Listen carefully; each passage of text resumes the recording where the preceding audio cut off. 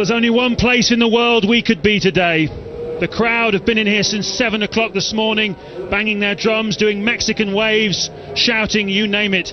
It's colourful, it's noisy, and like the potent cocktail they serve here called caipirinha, it's an assault on all your senses. The crowd's nerves have certainly been tested already. Just before the race, Rubens Barrichello, the race car broke on his formation lap. He had to run back to the pits and made it out just 30 seconds before the pit lane exit closed in the spare car. Great deal of work going on the grid on Rubens' car as we speak. The mechanics will have to clear the grid shortly though. We've got 3 minutes and 40 seconds until we get going with this Brazilian Grand Prix. So, what kind of race is in prospect? Well, the first thing you need to know is that just 1/10 of a second separates second and sixth on the grid. Yes, folks, it's that close. The second thing is that it's Williams and not McLaren who are posing the biggest threat to Ferrari here today. Ralf Schumacher lining up alongside his brother. And just a few moments ago, we saw Ralf and Michael shaking hands on the grid, wishing each other luck. Tremendous amount of brotherly spirit between these two. But they have had their run-ins in the past. I think back to Nürburgring in 1997. Ralf took Michael out at the start into the first corner by mistake. As 3 minutes now until the formation lap, he took him out by mistake, and in fact that probably ended Michael's chances of winning the 97 World Championship. Certainly put him on the back foot and gave the advantage to Villeneuve. Ralf told a very amusing story yesterday when I caught up with him and had a chat. Apparently when they used to kart race against each other, Michael would specialise in getting very close up behind Ralf if he was leading and pulling off his exhaust pipe deliberately just to put him out.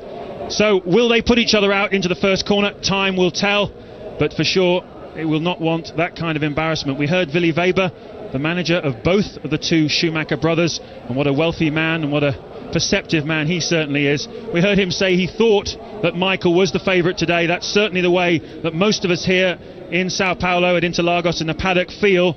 This race should be Michael's unless he has some kind of problem, but it really is very, very close indeed, and you can see on the grid just how close it was in qualifying between P2 and P6 in particular. But look, the two Jordans are very close as well, and then we have the Saubers going very strongly as well in the top 10. Juan Montoya worth watching out for. We heard Mark Blundell in the build-up to the race saying he thought that Williams might try 2 stops with Montoya. And well, that would certainly be worth watching. It is possible to pass cars. Look at the sweat on Rubens Barrichello's face. He really, really will be pumped up, and he'll be ready for this, definitely. It'll certainly give him a charge. Terribly disappointed he was yesterday to qualify a lowly 6th place. Had terrible understeer on that Ferrari, whereas Michael Schumacher sailed serenely on. But after grabbing his 7th consecutive pole position yesterday, Michael said, quote, "This winning streak must end soon." Well, it's pretty fatalistic words from Michael. Will it end here today? Well, on paper, Martin, you would have to say only a problem would stop him. Yes, I thought he was tempting fate also in a press release yesterday, saying, "I'm pleased to have my little brother on the front row. We know each other so well, we won't crash together." And I think that's very much tempting fate. But clearly, every time I go on that grid, it always surprises me just how steep the hill is that they climb up just after the start, and this grid is in a dip, in a bolt, so you're either rolling downhill or rolling backwards if you're nearer the front of the grid, and it is a tricky start, and you do tend to have a lot of problems, and it's impossible for those two brothers to try to choreograph the first corner, especially with Häkkinen just behind them. It was an excellent grid walk. You got very close to the tension on Rubens Barrichello. What did it feel like there on the grid? Well, it was amazingly tense. I couldn't believe how calm Rubens was, and then having to meet and greet people all at the same time. I mean, this is the day job. Looks like there's a problem down there for the Jaguar crew as well, and we are now just 10 seconds away from the green light, so that will automatically be a penalty for whichever Jaguar that was. I suspect it was Bertie's car, and a problem then already for the mechanics are now off the track. Of course, they're all standing to the side, but I believe they've made an infringement. I think there. It was Irvine, actually. It was on the outside lane, and Irvine is the driver of the Jaguar team who's on the outside. But anyway, they go off on their formation lap now into the first corner. the Descida do Sol, and then the Senna S. Everybody's safely away from onto the formation lap, I think. Nobody left behind. You can see the mechanics at the top of the screen just clearing the grid. It's an amazing rush of colour. Everyone's sweating and dashing to get back to the pit lanes with all that very heavy pit equipment. It's in the driver's hands now. Only they can decide what happens. The mechanics will have a role to play in the pit stops. We might see 2 from some cars, 1 from others. I'll tell you a little later what my feelings on that are, but everybody going away on the formation lap, Martin. Yeah, an important lap then to try to bring your temperatures down a bit. They get high sitting just those few seconds on the line, and of course they get even higher when you finally get around. It takes some 45 seconds for the grid to form up when they get round to the start-finish line, and massive temperature there.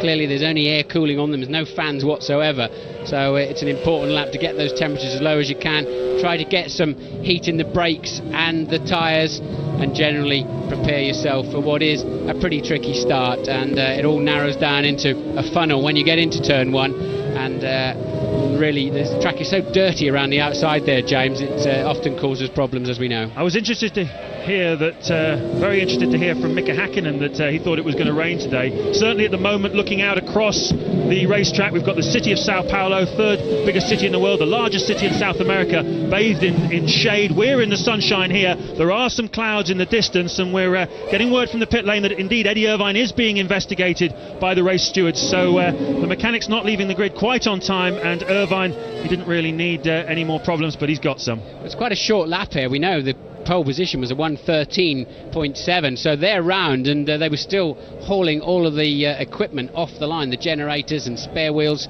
etc, etc. So a bit touch and go here for the mechanics to get out of the way. So they're forming up on the grid. We heard Mark Blundell talking about the uphill start, and you yourself were saying, Martin, how you get a bit of an idea of the gradient, but the TV pictures don't really convey it, and particularly the final corner up to the start finish, a tremendous hill. But everybody forming up on the grid now, and Michael Schumacher and his brother Ralph have been sitting there for a good half a minute now. The temperature's rising all the time. You know the drill, folks. 5 lights go on, then 5 lights go off, and then we'll be rocking and rolling in Sao Paulo. Ready? Ready, ready, go! Great start by Schumacher. Hakkinen stalled. Everyone goes around the back of him, and Hakkinen has stalled from P3. Schumacher leads into the first corner. Great start by Montoya as well, and Ralph and David Coulthard too. So those front 5, and Hakkinen still on the grid. Safety car, they'll have to put the safety car out, I believe, unless they can move that very, very quickly. They will put the safety car on. That is a walled part of the track. There's nowhere that you can get that car off easily, and as you see, Montoya up to 2nd and Coulthard a flying start, truly is 4th. Ralph Schumacher fallen off the front row back down to 5th, and look, the car is still on the grid. They will have to put the safety car out very, very quickly. They need those double yellows waving. And safety car is standing by, we're told, but no sign of it yet on the racetrack. What a cracking start though by Juan Montoya in the Williams. Ralph Schumacher has dropped down to 5th place, and look at Michael streaking away. David Coulthard looking very racy in 3rd place. Jarno Trulli got away well. Safety car deployed.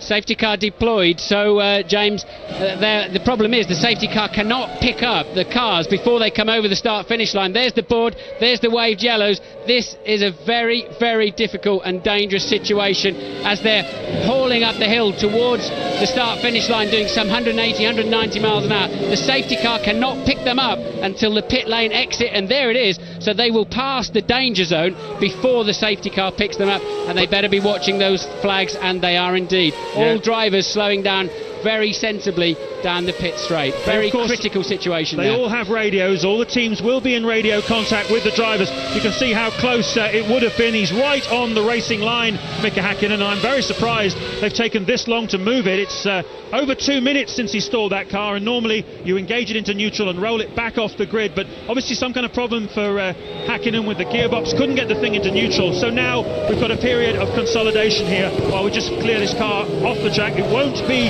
very long before the safety car comes in off the track. In fact, it may be as little as 1 lap, because we want to go racing here in Interlagos. The McLaren now has been pushed off the racetrack, and safety car will be coming straight in, so it's going to be green flag more or less straight away. You can see the lights will go out on the safety car, and we'll be racing again. And watch Montoya, he's going to be right behind the Ferrari. But Ted Kravitz, what can you tell us? Well, James, I'm actually at the front of the McLaren garage. Mika Hakkinen just having a word with engine boss Mario Ilian as he comes in. I can tell you Ron Dennis and Norbert Haug were watching the same pictures you were watching, and as soon as it happened they just put their hands to the heavens. They look absolutely gutted.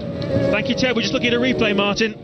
Brilliant driving from all of the field. He was third on the grid, so brilliant driving from 19 other. There he is waving his arms already. It was probably too late for the start to be aborted, and nobody even touched that McLaren, and that is a miracle. That on the start or at the end of the first lap, that could have been a mother and father of a shunt. The yellow flag is waving. You can see the other side of the blue bridge there, but it was too late. Once that computer procedure started, and is really in the final throes of getting the cars away, it cannot be stopped. But we're racing again here at Interlagos. Michael Schumacher leading the way as they come up the long hill to cross the start-finish line. But look at Juan Montoya, he's looking very racy indeed. Already trying to charge down the inside of Michael Schumacher. This is what we were promised when Montoya came into Formula One. A feisty, aggressive racer, and we've got it. Montoya leads at Interlagos. Michael Schumacher second. David Coulthard third. Fantastic. Well, there's a warning shot, isn't there, already for Michael Schumacher. Montoya is well known to be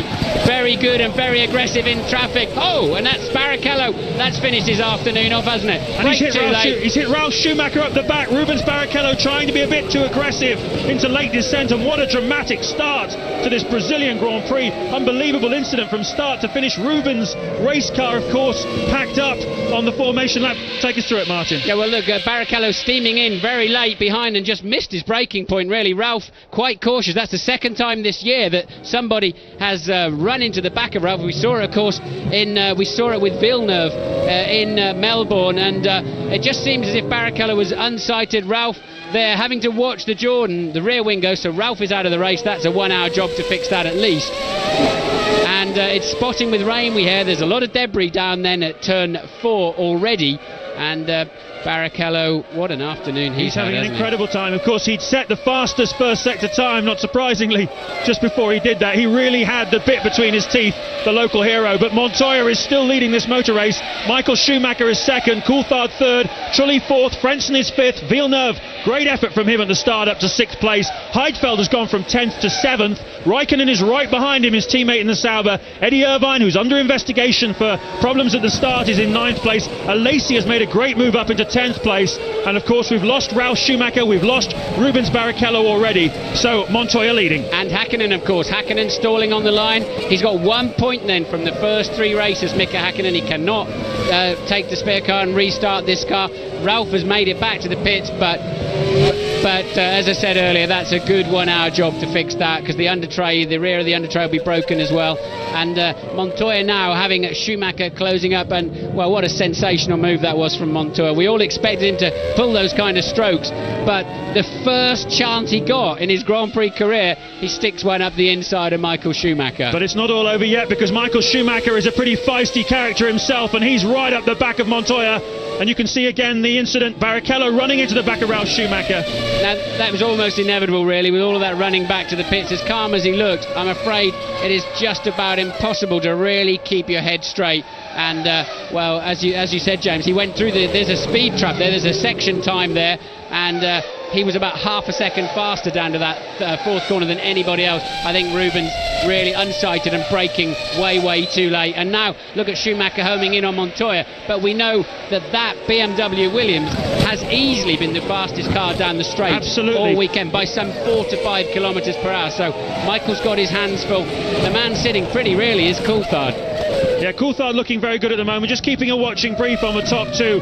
And as you say, Martin, that BMW engine revving to 18,000 RPM now, the highest revving engine. They're talking about well over 800 horsepower, and BMW in only their second year of Formula One competition after a multi-year break going back to the mid-1980s. What a fantastic package. This is only their 20th Grand Prix start of their second time in Formula One, and they're looking very strong indeed. Now, they're running roughly the same sort of wing angles from what I could see down on the looking at the pictures on the grid. grid, it's going to be very difficult because that Williams is very aerodynamically efficient in a straight line. The air passes underneath it, over the top of it. They've got some great modifications on the car this weekend which have allowed Montoya and Ralf Schumacher to be so fast, and Michael Schumacher has a terrifically efficient race car too, but he has not got the straight line speed. How does he pass this mercurial 25-year-old Colombian, the man who came over from America, and absolutely extraordinary performance already. Whatever happens now, there's a good chance of points today for Montoya. It's not just about going for glory. He can really make his mark on Formula One today. Hakkinen out, Rubens out, and his teammate Ralf Schumacher out.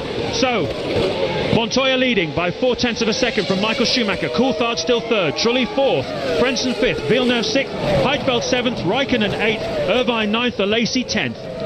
There's the confirmation of the 10-second stop-and-go penalty for Eddie Irvine, and a big lock-up there into turn 7. It's not a major problem. He has a look down the inside, Michael Schumacher, very close. He lost momentum there, Montoya. Sorry to jump in there, Martin, but he did lose a lot of momentum, and Michael's certainly having a good look on this twisty section. Yeah, he'll never get through there, though, James, never in a month of Sundays, but at least it's showing just how hard Montoya's having to fight to stay ahead, and Michael, too, is giving it plenty, and back-end stepping out. But this is the problem Michael's got. Montoya is faster down the straight, and here we go with a replay of that very, very brave first corner move there. Michael, of course, is up for a championship. He's got more to lose than Montoya, and that was a real racer's move. Fantastic move by Juan Montoya. We saw in America a couple of years ago, he put an incredible move on, he put lots of incredible moves on a lot of people, Juan Montoya, to win the IndyCar Championship, and he's done it again to the best driver in Formula One. He said he was going to do this, and he's now leading on lap 6 of this 71-lap Grand Prix as Eddie Irvine comes in to serve his 10-second stop-and-go penalty. That's going to lose him about 32 seconds of race time and drop him way, way down. He was in 9th place. He's going to be about 19th or 20th when he rejoins. Yes, and Irvine, just to remind you, has been penalised because his mechanics were still on the racetrack 11 seconds before the green light to go on the reconnaissance laps before the start proper. So a penalty, that's one we've seen applied 3 times now. Yep. And it's caught Eddie Irvine. They're certainly very hot on it this season. They don't want anyone getting hurt. Mechanics on the grid, we've seen it in the past. People have been run into by other cars. And Montoya then fastest first sector for him, and remember how hard he was pushing yesterday in qualifying. He flew off on his first flying lap. He's pushing just as hard today and keeping it on the road. It's lovely to see a non-McLaren or Ferrari leading the early stages of a Grand Prix. Truly led for 1 lap in Sepang with all of the carnage and chaos going on when it started to rain, and several of the teams are expecting. This is Villeneuve shaping up for French at 6th. Back to 5th. We've just lost those pictures. He's going for 5th place, I think, and he looks like he's made it, but Frentzen fighting back as well, and Frentzen retains that 5th place from Villeneuve, but a terrific fight indeed between those two. There's great battles all the way through the field. Those two are having a great scrap. Also having a fantastic scrap are Heidfeld and Raikkonen. Look, Montoya then, James, a 17.7. He's actually just edging away now. He's got a 0.6 of a second lead over Michael. And if you watch him at the end of the pit straight, he is definitely pulling out several yards on the Ferrari. So I'm not, unless Montoya makes a mistake, I don't see where Michael's going to pass.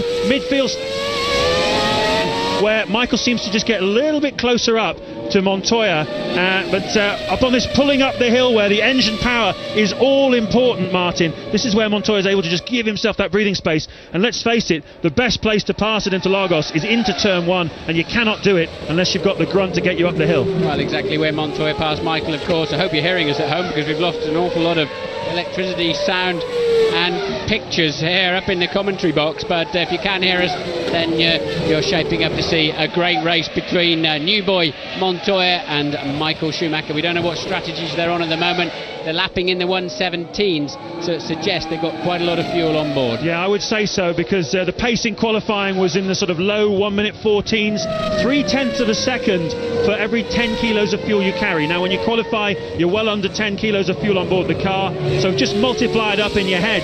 If you've got a one-stop fuel load on board, you're looking at something like 80 or 90 kilos of fuel, so that's 8 times 0.3, that's about 2.4 seconds in total on top of what your qualifying pace was. That looks like what we're talking about here for Montoya. Huge lockup though for the Colombian. It's early days yet. That's a replay of the incident just before, where Michael was able just to get alongside, just to have his first proper look, but it's pretty much the status quo at the front. There's nothing to choose between the two of them, and a little bit further back, Coulthard still sitting pretty comfortably, just 1.8 seconds behind, just biding his time in that McLaren. It's not quite got the pace of the Ferrari so far throughout the weekend, but you never know what could happen with those front two. They're both pretty fiery. Coulthard though popping in the fastest lap so far, a 1:17.744. Just 8 seconds behind him is Jarno Trulli in the first of the two Jordans. They're running line astern. Frentzen is fifth, trying to fight off Villeneuve in sixth place as Rubens walks dejectedly for the second time this afternoon back into the pits. Well, of course, the crowd were all shouting Rubino before they ever went anywhere near the starting grid, but what a miserable afternoon for him.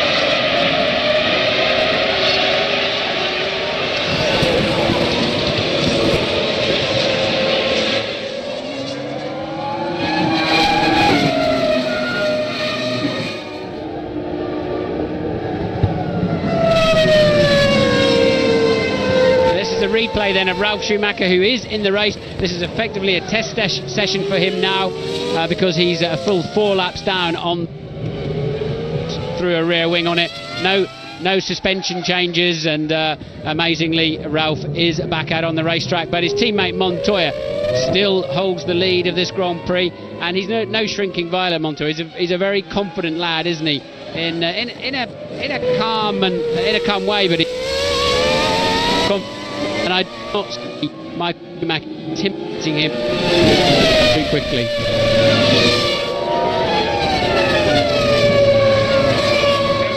Irvine now in 19th place, as we suggested he would be. So it's cost him dearly, that mistake, because his teammate Luciano Berti is up in 12th place, and Irvine was well into the top 10 when he was called in for the stop-and-go penalty. So yet more rotten luck for Eddie Irvine. He's really having a terrible season, his second season with the Jaguar team, and only once has he been in the points here in Brazil, back in 1999, as Villeneuve comes coasting into the pit lane. He's got some kind of problem in the British American Racing Honda. What's the story with Villeneuve? Let's take a look. Shaking his head as he came down the pit lane slowly, even before the pit lane speed limiter. They're going to change the tyre. That's an automatic procedure that they the first thing they do is change all four wheels, and then he's away. Up a puncture or what, I don't know, because 12, that is not a sensible place to be stopping. Yes, it certainly looked like he must have had some kind of fairly minor, because there was no real check bodywork. What here, the dream of 6 months pitching to one of the corners. Do love their super slow-mos, these Brazilian directors. Well, back in England, we understand you've had a little bit of problem hearing us and seeing us. We're very sorry about that. The power supply here in Brazil apparently has not been all that it might be, but we're certainly with you now, and you're watching a cracking motor race here. There's very much a 3-horse race at the front between Juan Montoya from Colombia, Michael Schumacher from Germany, and David Coulthard from Scotland. And there's very little to choose between the three of them. Coulthard is the fastest man on the racetrack at the moment, and Schumacher, Montoya, it's very, very close indeed between them. So Montoya leading Michael Schumacher, Coulthard third, Trulli fourth, Trenson fifth, and Panis in 6th place.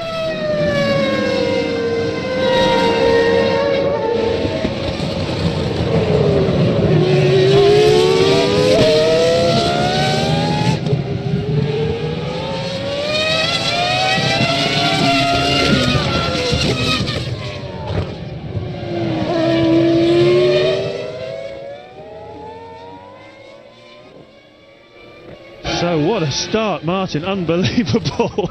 This is not good for, I mean, the crowd had their nerves tested by the Barrichello incident before the start, but I think we've all had our nerves tested now. Absolutely extraordinary goings on here to eliminate so many of the front runners from this race, although we have of course got Ralf Schumacher back in the motor race now, down in 20th place, and of course we've got his teammate Juan Montoya, just showing everybody why Frank Williams was so keen to get him over here from Colombia.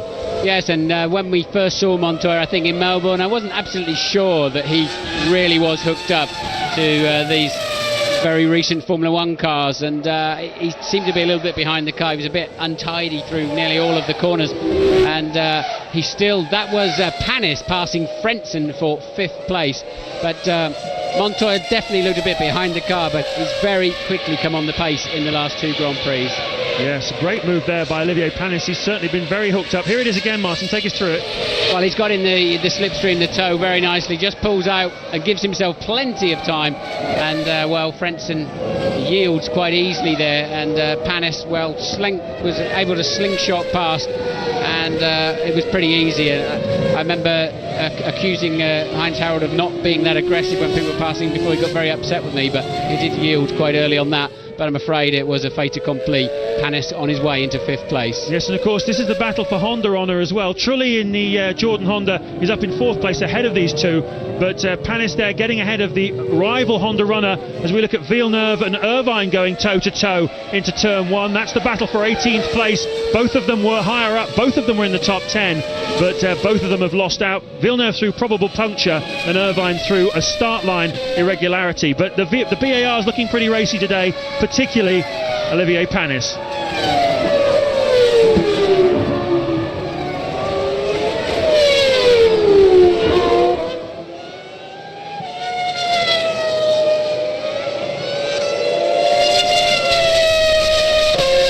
Lap 15, Interlagos, Brazil. Juan Montoya leads for BMW Williams, just 0.7 of a second ahead of Michael Schumacher, as Enrique Benoldi, one of the local drivers here from Curitiba in Brazil, comes into the pit lane in his Arrows. He was lying down in 16th place, and it's been an extremely eventful day here at Interlagos already. We've lost Rubens Barrichello, we've lost Mika Hakkinen, both very early on in the race. Ralf Schumacher was punted up the back by Rubens Barrichello, but he's back in the race having had his rear wing replaced. It's all go here in Sao Paulo, and Montoya keeping Michael Schumacher waiting, holding him behind him. Michael not making too much of an effort at the moment to try and get past him. Coulthard looking very good in third place ahead of Trulli in fourth. Well, we do think if Montoya hadn't have put the car in the wall early on in qualifying yesterday and having to move to the spare car, he could well have been on the front row of the grid. But Michael may be sitting there quite comfortably and thinking Montoya will pit earlier than him, may have to go in for fuel earlier than him, because Michael seems almost content now to keep that gap at about 7/10 of a second, just about out of the dirty air behind a very untroubled Montoya. And Coulthard there just sitting, watching and waiting. I think you're absolutely right, Martin. It must be the case, judging by the pace we've seen from Ferrari in these first three Grand Prix, and indeed Michael Schumacher's qualifying pace yesterday, the only driver to break underneath the 1:14 barrier. He has got a faster race car than Juan Montoya, and Montoya was able to get past him on the restart, not like Michael to be caught napping, but he certainly was caught napping by Montoya. And perhaps, Martin, Montoya's experience from America, where they often have safety cars and then they release them afterwards, and he's got so much experience of restarting a motor race from behind a safety car. And of course Michael has no real knowledge of Montoya. He hasn't built up a mental picture in his head yet of what kind of guy Montoya is, but I think today he'll have learned a bit more about him as we go on board with one of the two Saubers. He's got a good picture now of Montoya's mentality, that's for sure. And you're coming into Mergulo, and he's fighting the car all the way through there. The Sauber probably not working as well as we have seen it, although if that's Heidfeld, he's up in 7th place. It is indeed Heidfeld, so they're fighting the car out there this afternoon. Hot track temperatures. Many of the teams are expecting rain later on this afternoon. I think they were getting conflicting weather reports again, as they did in Sepang. And here we are back up then into turn 1, and a bit of action going on ahead. That will be Frentzen and Panis. Frentzen and Panis, the battle for 5th place. Some superb onboard shots there from the car of Nick Heidfeld as he follows that terrific scrap which has been raging now. Olivier Panis really is going like a train. He started this race in 11th place on the grid and he's now up to 5th. Yeah, it was Frentzen being passed, funnily enough, by a recovering Ralf Schumacher. So sorry again that we lost pictures and sound earlier on, but Ralf Schumacher 4 laps down, and this is just a test session now for him, but he's steaming through the field and past Frentzen very easily. So, amazing drama here as we look at the car of Nick Heidfeld, and you really have to say the Saubers have been going superbly well this weekend. That car designed by Sergio Rinland, the Argentinian designer, used to work many years for the Brabham team, and Rinland mysteriously designing this car and then leaving the Sauber team before it was even launched back in February. And Stephen Taylor now the technical director of that Sauber team, an unknown guy, came out of McLaren. But here's again Ralf Schumacher making that move and going past Frentzen, trying to presumably unlap himself. Yeah, he's 4 laps down on the race leaders, so he's trying to unlap himself. Yes, that's not for position, that's just Ralf really just getting on with it. Nothing else he can do other than drive his heart out. There's no chance, unless we have one of those very bizarre Grand Prix, and the start of this Grand Prix looked like it could well be that way.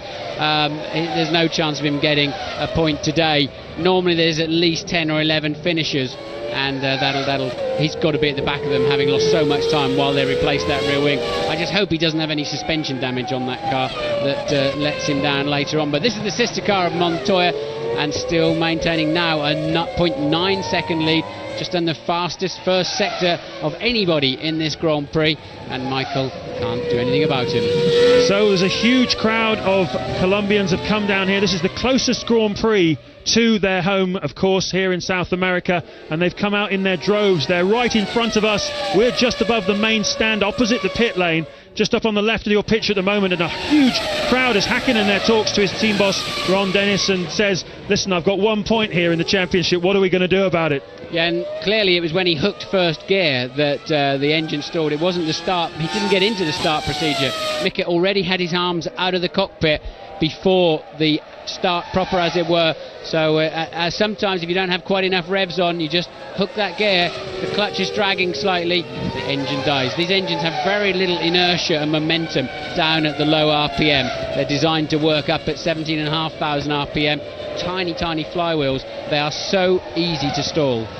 So who is this man that all these Colombians have travelled all this distance to come and see? Well, he's 25 years old. It's his third Grand Prix start only. He was the test driver for the Williams team back in 1998 when he also blitzed the Formula 3000 Championship. He's a great favourite of Frank Williams, who decided to take Ralf Schumacher instead of Montoya a couple of years ago when he was looking for someone to drive alongside Zanardi. And well, he was a bit peaked, but he went off to America. He raced for Chip Ganassi over there in the Champ Car Series, and he won the championship over there first time out, and certainly put a lot of people's backs up, not least Michael Andretti, who was the kingpin over there. He put him into the wall fairly early on in his Champ Car experience. It was a marker to him and to everybody else. I'm here, I mean business, and you better pay attention. And here today at Sao Paulo, he's done the same thing to Michael Schumacher, and he has had success here in Brazil. He won the Champ Car race at Rio, and he's going very strongly indeed at the moment. I spoke to him, had a long chat with him on Friday, and he said that he felt he was just beginning to get on top of these Formula One cars now. He said you need to be much more precise with the steering than you do with one of those big heavy Champ cars, and he said it's taken me time. I feel I am beginning to get there. Well, the proof, as they say, is in the eating. This is another replay then of this time. This was Panis taking position from Frentzen. That's quite a lot earlier on in the race, actually. So Panis has been in fifth for some time now. In fact, that's Panis taking Panis then passing Trulli for fourth place. Panis, I'm sure, on a two-stopper. Yeah, we saw him this morning going very quickly in the warm-up, Olivier Panis. He was in seventh place, looking very strong indeed, and it seemed clear to me he was running with a lightish fuel load, so he's obviously trying to make up places. You can do that here in Brazil. You can attack, and he's up into fifth place at the moment. We're on lap 20 at the moment. He's going to have to stop. If he is on a two-stop strategy, he's going to have to make a stop sometime in the next 3 to 5 laps, and that will drop him down to somewhere around 13th or 14th. Still an awful lot to play. We're also waiting to see exactly what Montoya's going to do as he sets a new fastest lap in a 1:17.132. What's Michael going to do? What's his strategy going to be? At the moment, it's even Stevens at the front. Montoya, Schumacher, Coulthard, lap 21.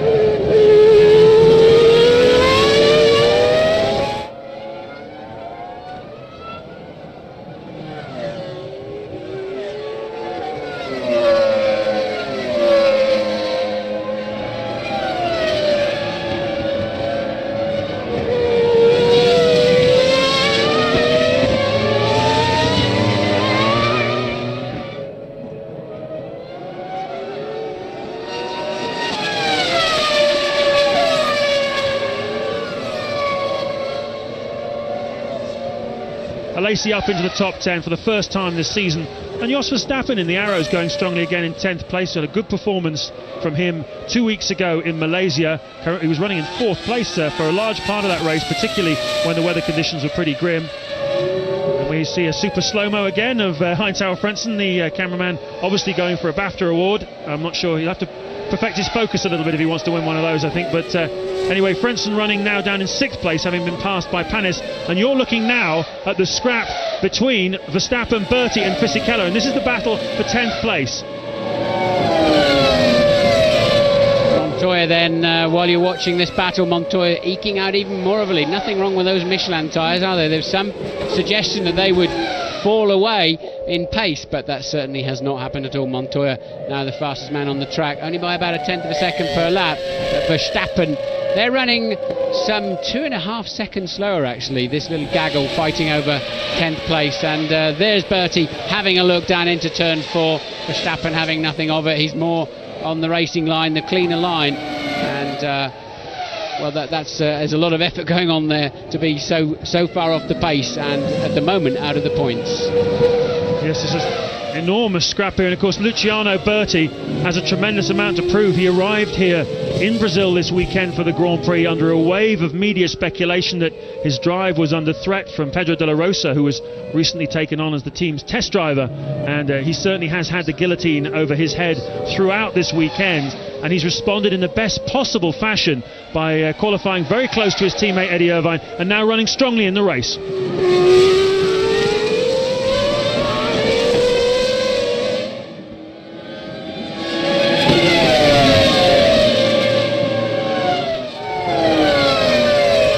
lap 23 at Interlagos. You're watching the battle for 10th place between Verstappen, Berti and Fisichella. Montoya still leading the race ahead of Michael Schumacher and David Coulthard. Michael, though, has got a little bit closer. He's 9/10 of a second behind Montoya. And Montoya must have made some kind of little slip or possibly outbraked himself into one of the corners there, because Michael took half a second out of him that last lap as we look at Jenson Button.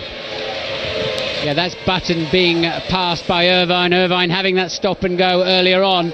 So they're fighting for 17th and 18th place at the moment. Irvine now taking that 17th place. This is back with the squabble for 10, 11 and 12 for Verstappen, Berti and Fisichella. Well, we must apologise to you back in the UK and around the world. We've had a few sound problems, we understand, something to do with power. They're here at the Interlagos circuit, and we're very sorry about that, but we hope you're enjoying this Brazilian Grand Prix as much as Martin and I are, because it really is all action throughout the field, and we're just entering now the interesting period when we start to think about pit strategy, and it's certainly going to be very interesting indeed. We expect Panis to be two-stopping, we expect him in at some point soon, but what about the front runners, and what about these guys? Yes, over here you're either walking into sort of cabins and buildings that are, as we watch the Prost of a Lacey in the pits, but you're either walking into cabins that are fully electrified, or there's no electricity whatsoever. But a Lacey then in the first lap 24, that will be a scheduled stop for Lacey. He clearly then on a two-stopper. We're just about in that zone now. It'll be interesting to see which of the front runners has to come in and have a look. And Berti then with a very, very good slipstream, but that's not a long straight on the way into turn 4, and it's very slippery up the inside if you decide to have a big dive. Lacey then bang on target for a two-stopper, just as we predicted, but Olivier Panis is the man we've got our eye on, currently running in 4th place. And Schumacher in the pit. Michael Schumacher in the pit he then clearly is on a two-stopper too, so Montoya then has more fuel on board than Schumacher. Possibly, or this may be a tactic by Ross Brawn to just try and do something different. How long is the fuel hose on for? 9.6 seconds. Interesting. Well, very interesting. That's pretty much a two-stop strategy. It looks to me as though that is what Michael had in mind. And last year he did it. He stopped a little earlier last year. It was lap 20, but of course he made that mercurial start and was definitely keen to put as much space between himself and the McLarens as he could. This year he's unexpectedly found himself behind a Williams BMW. He might have in the back of his mind thought it could be his brother, but it's not his brother. It's Juan Montoya who was in front of him, and Montoya looking quite strong. How much fuel is in this Williams BMW car? That is the $10 million question here in Interlagos this afternoon, as we see Gaston Mazzacani in the second of the two pros coming in for his first scheduled fuel stop. Montoya then with a 2.9 second lead now over David Coulthard. We'll have to see where Michael Schumacher comes out. He'll be in the pack somewhere, no doubt about it. That's a reasonably long fuel that's going to be quite a long middle stint, I'd imagine. And Williams then shaping up to lap the Jaguar, and Montoya lapping the Jaguar then of Eddie Irvine. Yeah, I've got my chart here, Martin, which I normally do before the race, and I reckon that's gone into Michael's car, so that's good enough to give him about 31 laps, so he can do 31 laps on that fuel. About 60 kilos of fuel has gone in. Now I just wonder, doing some sort of switch here, to deliberately put Michael out of sequence with Montoya, perhaps to give Montoya I don't know, just to mess around with his head. No, I think they'll be looking at the traffic further down the field, and they'll have worked out where Michael will feed back in and hope he has a bit of clear space and clear air then to pump his famous mid-race lap times in and leapfrog Montoya somewhere. But if Montoya's on a one-stopper, that's not going to work. Let's listen to his technique. Very cautious through there. That is where he flew off the road yesterday. Very calm, isn't it? I mean, a little bit of oversteer. I noticed that several times when we've gone on board with Montoya. He applies the throttle very, very aggressively. I think that's still from the IndyCar days of a bit of turbo lag, but he gets away with it now. But he's been very, very aggressive on the throttle. Now he brakes about 90 metres before the corner, and he's got to shed 130 miles an hour in that time. And off board now, and he's screaming through turn 3. So David Coulthard now in second place, Mika Hakkinen out of the race, and down at the McLaren garage is Ted Kravitz. As I can tell you, there were some surprised looks on the McLaren mechanics' faces when Michael came in for that stop. I'm pretty sure DC's just on the one stopper. Now the whole of this pit is really willing David Coulthard on. He's equal second in the championship, and of course now with Rubens and Mika out, he's got a great opportunity to extend his points, and Montoya and the Schumacher battling is only helping Coulthard. Thank you for that, Ted. While you were talking there, we saw Michael Schumacher just making a move on the Jordan, and it looked pretty easy to me, Martin. It's considering how much fuel, of course, Michael's got on board. We know he's just been in for a tankful. Of course, he is on fresh tyres, but we've seen a lot of cars pass the Jordans in a straight line this afternoon. They must be running a lot of wing and a lot of fuel. They could be fueled up over 100 kilos to go a very, very long one-stopper, but Michael then immediately back up into 5th place. And BAR are getting ready for a pit stop. Is it going to be Olivier Panis or is it going to be Jacques Villeneuve? We've seen Villeneuve in already, as we see here the Williams of Montoya lapping the Minardi into turn 1, and we expected to see Panis coming in. He is 3rd at the moment, and of course this has always been a great circuit for Olivier Panis. He finished on the podium here back in 1997 when he was racing for the Prost team, put on a spectacular performance that day on a one-stop strategy. Today it looks like he's on a 2, as we see again Michael making the move. Yeah, easy for Michael. He had the line and just moves to the outside to put the frighteners on Frentzen, but Michael already then the fastest man in the mid-sector, and this could be a 10-12 lap storm for Michael to try to leapfrog that Williams. Looks like it. Here's the BAR in the pits. Which one is it? It looks like it's Panis. It is indeed 8.4, bang on schedule. A little bit late indeed coming in on lap 28 for a 2-stopper, but short fueled it, so he's obviously going to sprint now this next segment. And keep your eyes on Olivier Panis, folks, because there's an awful lot more to come from him. And in the battle, of course, a terrific battle raging between BAR and the Jordan team, both powered by the Honda engines. Currently, it's honours to BAR. They're looking pretty strong, although that stop will have promoted Trulli now, so Trulli will be in front of the first of the BARs. But look at this slide. Big slide there from in turn 7. He hooked the right front on the curb, and it tends to pluck the car in sometimes, and Montoya still pushing hard. But I tell you what, if he goes to about lap 35 here, you know, that's going to shock an awful lot of people in the Formula 1 pit lane if that's on a one-stop fuel, and easily matching Michael Schumacher's pace. And Coulthard had a slow lap the last time around. I'm assuming that's Button coming in the pits for his first stop of the afternoon. I'm assuming Coulthard must have met some traffic, because his pace down to turn 3 is back on schedule. Wretched afternoon once again for Jenson Button. Twice this weekend he's been bottom of the timesheets, and what a difference a year makes, as of course the 12 months ago he got his first World Championship point. There's a problem here on this stop. It's all over for Jenson Button. As I say, 12 months ago he outqualified Ralf Schumacher, let's not forget, and got his first World Championship point. This man, though, took his Williams drive. Frank Williams decided to give Montoya his opportunity. Jenson made the switch to Benetton. It's certainly a learning year for him. It's going to be very, very hard work getting this radical new Renault engine up to speed. It's currently about 100 horsepower down on the benchmark engine, which is the BMW, the Mercedes and the Ferrari. And poor old Jenson, a miserable weekend comes to an end. Never got higher than 17th in this race. In fact, he never got higher than 17th in any session of this entire weekend. Well, as the fuel's going down, another new fastest lap of the race then for Montoya. So no drop off at all from those Michelin tyres, none whatsoever. Just burning the fuel around at 2.5, 3 litres per lap, enabling just to edge the times down. A good, solid, consistent, professional drive from Montoya, and he looks well under control, doesn't he?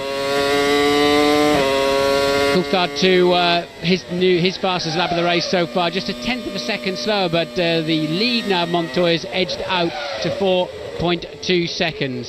Yes, Montoya looking very tidy, very controlled and pushing hard. 4.2 seconds up on Coulthard. Michael Schumacher, though, back up into 3rd place, 30-second behind. And, well, one man who's had an eventful afternoon today is Rubens Barrichello, and he's down with Louise. He has indeed, James. Rubens, probably the biggest racing weekend of your year. It's all gone horribly wrong, hasn't it? Yeah, I mean, it's something that I've been asking myself the last minutes. I mean, why those things happen? I mean, why? I mean, okay, you have to keep your smiling going. You have to think on the positive side. But in the question of 10 minutes, I had probably everything going wrong. I mean, I had the car breaking down on a formation lap. I had to run up here. I had 30 seconds to go to the grid. When I get to the grid, they had to change more. It wasn't my car. I mean, the engineers and the mechanics did a fantastic job for me to feel at least at home. I mean, it wasn't perfect, but it was like that. And then, you know, I really brought my heartbeat from 200 to 80. I was feeling calm. And then on that straight, I was feeling calm on my right side. I knew something was going on in between Ralph and the guy in front. Maybe it was a Jordan. And then all of a sudden, what I saw was a car coming my way and braking. I mean, it took me so much by surprise. And that's the discussion we had on the briefing on the other day. I mean, are you allowed to change so many lines in the course? So it's really bad. Thanks, Rubens. Bad luck. Okay, Rubens live. Well, I can see out of the window here thunder, lightning, and it is clearly raining in the distance. Whether it's going to get close enough to this racetrack to interrupt this afternoon, I don't know. Certainly many of the teams are expecting it, and that's always a great yahoo, isn't it, when that happens? Well, of course, if it does start to rain, the man that's going to favour is Montoya, because he hasn't stopped yet. He looks like he's building up to a stop. Michael, of course, has just been in, and he would be the loser. Let's just recap, take a couple of seconds out here to just recap and remember exactly what's happened so far in this extraordinary Brazilian Grand Prix. Rubens Barrichello, his race car failed on the parade lap, and he had to run back and get into the spare car. He then smashed into the back of Ralf Schumacher right here at late descent corner on lap 2. That brought out the safety car. It put Rubens out of the race, as we've just heard from Louise, and it put Ralf Schumacher into the pits to put a spare wing on. He's now back in the race, but he's not classified. He's way outside the top 17, 4 laps down. Juan Montoya then put an incredible move at the restart on Michael Schumacher, the race leader, and he took the lead as Ralf Schumacher takes well, he's unlapping himself actually. It's very confusing watching that Williams unlapping itself, because it looks like passes for position. It's not, folks. He's just trying to unlap himself on the Jordans. But Montoya dived down the inside, a very bold move on Michael Schumacher. He took the lead, and he's looked very comfortable ever since. David Coulthard was comfortable in 3rd place. Michael made a surprise pit stop on lap 25, and he's now in 3rd place. So Montoya leads on lap 32 from Coulthard, Michael Schumacher, Trulli, Frentzen and Heidfeld. Yes, but what's more significant here, James, is that Schumacher's 0.4 of a second slower than Montoya and Coulthard. So if he wanted to put a spurt on in the mid-sector of this race, it's not paying off at the moment, even though we know he fueled it quite heavily. 9.6 seconds worth of fuel is quite a lot. Be a long stint, but it's really not released him. He's not making any ground up. You would expect Montoya, of course, to be fast at this stage, as Rubens Barrichello has a quick word with the Ferrari team technical director Ross Brawn there, saying, well, listen, let's hope for better luck in San Marino in 2 weeks' time. A bitterly disappointed Rubens Barrichello. But you would expect Montoya to be quick at this stage, because he's very, very light on fuel now. He's probably down to his last 10 kilos of fuel in that Williams BMW car, and Rubens waves to his adoring public. And of course, Michael Schumacher, we know, has got at least 50 kilos of fuel left in the car. So it is surprising to see exactly how this thing is shaping up. But the question mark, of course, also is this the race where Michelin finally prove they are the tyre to have? Because Montoya on the Michelins seems to have the measure of everybody else.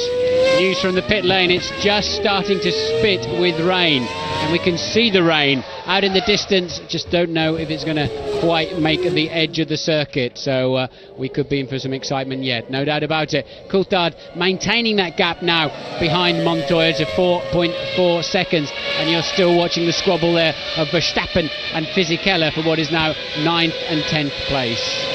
Well, for those of you who enjoy this kind of tactical battle, you're certainly seeing a fantastic piece of tactical driving today by Juan Montoya and by the Williams team. Sam Michael, of course, is the chief engineer there. He's the man calling the race strategies nowadays at Williams. He's one of the bright young things in the Formula One engineering world. He's tipped as being the next Adrian Newey. In fact, that's how highly he's thought of. Was top man at Jordan, but of course switched through the winter over to the Williams team. And I was talking to him this weekend, and he certainly is very, very bright lad. And he's got Montoya hooked up. It's working very, very well for him, and he seems to have outthought even Ross Brawn at this stage.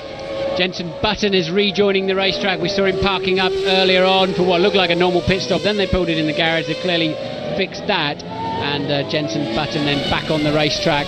He's going to be some 4 or 5 laps down, I would guess.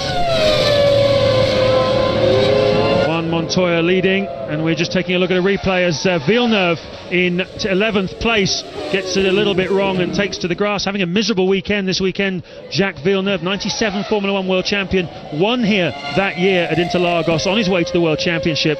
But this year he really has been outpaced by his teammate Olivier Panis, who's been threatening to get on terms with Villeneuve, but this has been the race where he's done it. Yeah, Panis has been a match for Villeneuve, no doubt about it, and we saw that kind of pace from Panis when he was test driver for McLaren last year, but wondered if it would retranslate back into Grand Prix, and it certainly has done so. But Villeneuve, the reason he's down in 11th place is he had an early pit stop for what looked like a puncture. Yes, indeed he did, and we understand from the pits that the rain is beginning to fall just a little bit heavier now, and this of course is playing beautifully into the hands of Juan Montoya, because he's certainly into the one-stop pit window. He can come in any time now and fuel it to the finish, and well, of course it might stop raining, in which case being on any kind of wet tyres might not be the thing, but this is a very delicate time of the race. You don't want to blink first at this time of the race. No, but they really hope, if it's going to rain, both Montoya and Coulthard need it to rain in the next 3 or 4 laps, otherwise they will be making 2 stops.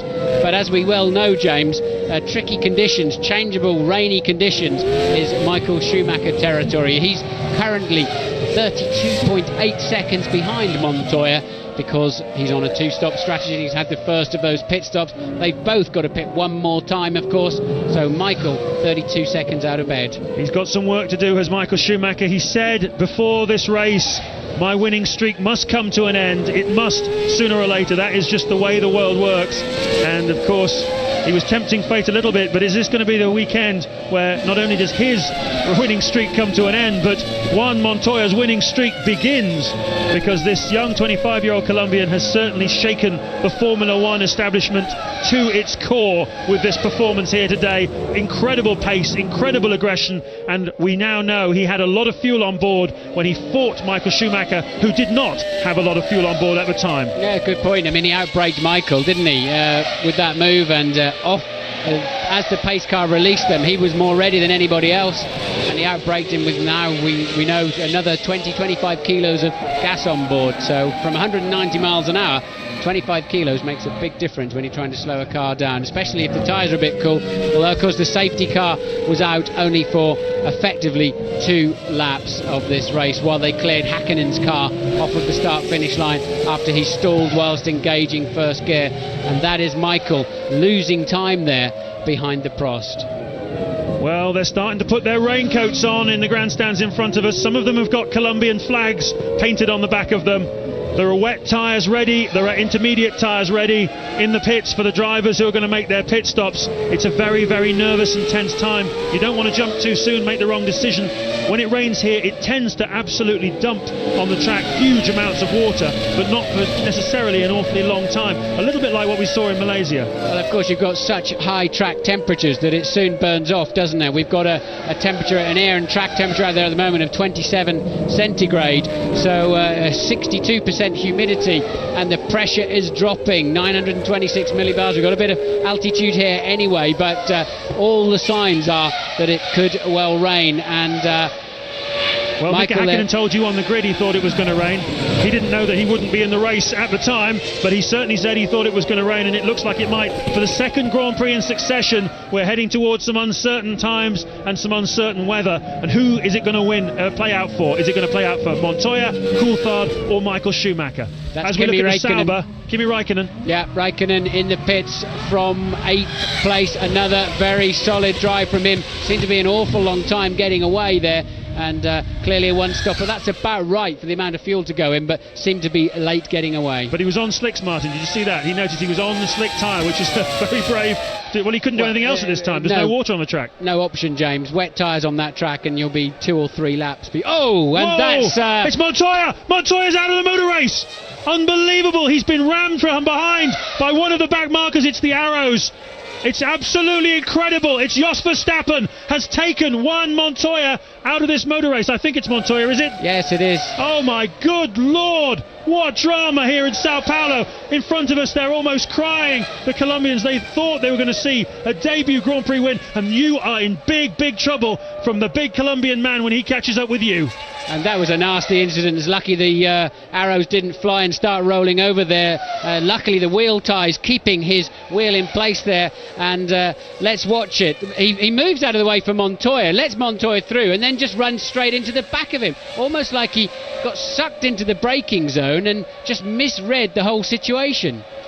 Wow, what an absolutely incredible development here at Interlagos. Juan Montoya on his way, looking very strong indeed, and Jos Verstappen, having let him come through, has made an absolutely dreadful mistake, and he walks away looking very sheepish. Verstappen ran over my head there back in 1994 when, do you remember, he got together with Irvine and had a big incident at turn 4 there, managing to drive through my cockpit on his way. But that's your new race leader then, David Coulthard, and again lots of debris and rubbish on the track. You always get a lot of litter over there. There's a big grandstand full of people, and I think just the swirl around this bowl of the air movement, there's always a lot of litter and rubbish, and a big bolt of lightning about 5 miles in the distance just striking the ground here in Sao Paulo. Speaking of striking the ground, I've no doubt the mechanics down at Williams are doing just that. What's happening, Ted? Yeah, it's terrible. Patrick Head walked off the pit wall with a face like the thunder that we think is about to come as the McLaren mechanics just take to their pit box. Williams smelt blood. They really smelt their first win since Jacques Villeneuve won at the Nürburgring in '97, and it's been cruelly taken away from them. Thank you, Ted. And look, Heidfeld there trying to get out of the pit stop, and the refueler could not get the nozzle out. So a disastrous pit stop there for Heidfeld, who was in 7th place, but he had something like 22 seconds advantage on Fisichella behind him. And here comes Coulthard. Yep, Coulthard into the pit lane now. This is your race leader, lap 39. He'll fuel it to go to the finish, almost certainly. But the key question is, can he get out in front of Michael Schumacher, who at the end of this lap was 30.3 seconds behind him, and that is almost exactly what you need to make one stop. It's going to be very, very close. A lot of fuel got to go in. 9.8, is he going to do it? Down the pit straight, we're looking for Michael Schumacher. Here comes Schumacher, and Schumacher is... No, he's not going to do it. But it looks like Coulthard's going to retain the lead. It's a very slow pit exit. I think Coulthard should just stay ahead. He should have 2 or 3 seconds in hand. There he is, yes. He's got to build up to speed. You run around the inside of turn 3 here, and now David up to speed, and Michael will just pop out behind him, just working out. But of course, Coulthard, if it doesn't rain, Coulthard does not have to stop again in this race. Michael Schumacher, we're pretty sure, has. Yes, he definitely has to stop again, Martin. No question about that. And this is an incredible turnaround from what we expected in this Brazilian Grand Prix. I can't remember ever seeing a dull Brazilian Grand Prix. It's the kind of place where things happen, and they're certainly happening here today. Coulthard leads on lap 40 from Michael Schumacher, Trulli in 3rd and Frentzen in 4th. And Coulthard with a very fat car now. You would expect Michael Schumacher to be able to haul him in quite easily in this phase of the Grand Prix. A lot of understeer there. David struggling to get the car there through turns 7 and 8. A new set of tyres. They're a while before the whole carcass and tread comes up to the operating temperature that you want, and that's why Michael Schumacher can home in on him as they head up towards the start-finish line. But you have to say, the Ferrari, although Michael was on pole, it was a Michael lap. Barrichello was down in 6th place on the grid. The Ferrari has not had anything like the advantage that it showed at the first 2 Grand Prix, and we've clearly seen that this afternoon. Coulthard really, the car bucking around there. What happens is, stick 80, 90 kilos of fuel on board, and the ride height, the rear ride height, it goes down quite a lot. It's 20% of the weight of the car, and then you start hitting the ground harder in those first few laps, and you have to be a little bit wary.